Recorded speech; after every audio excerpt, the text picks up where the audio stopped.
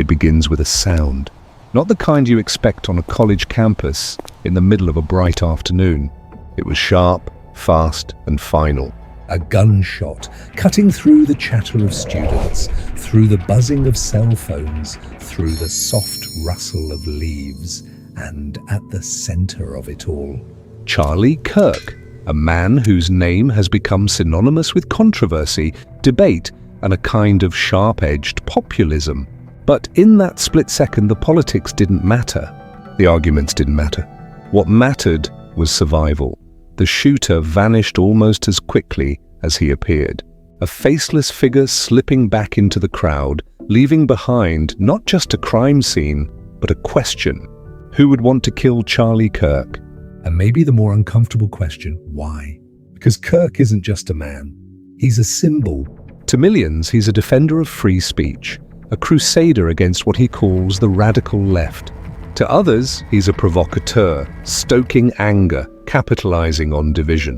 When a man becomes more idea than human, enemies are inevitable. But even so, the hunt for his shooter was more than politics. It was a mirror reflecting back something dark about the state of America itself. The FBI descended quickly. Agents in dark jackets combed through security footage. Every blurred face became a suspect.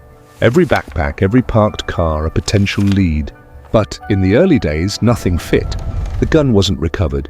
The suspect was described differently by different witnesses. One said tall, another short. One remembered a red cap, another swore it was black. It was like chasing a shadow, and yet patterns began to emerge. On encrypted forums, anonymous accounts bragged about silencing Kirk. Posts disappeared just as quickly as they were written. But investigators managed to trace fragments, handles tied to fringe groups, names that floated around in extremist circles, far right, far left, sometimes both at once. The lines blurred and the motives twisted. Because the truth is, Charlie Kirk wasn't just targeted for what he said. He was targeted for what he represented, a flashpoint.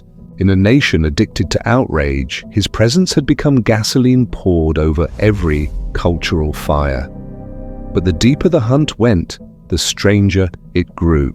Phone records pulled investigators not into some organized militia, not into some clear political enemy, but into a young man's apartment 2 states away.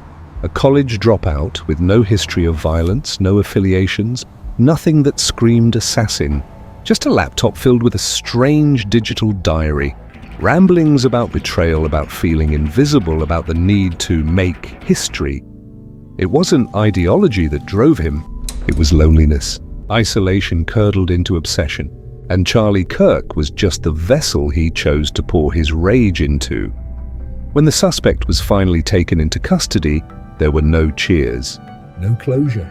Because what lingered was not relief, but unease.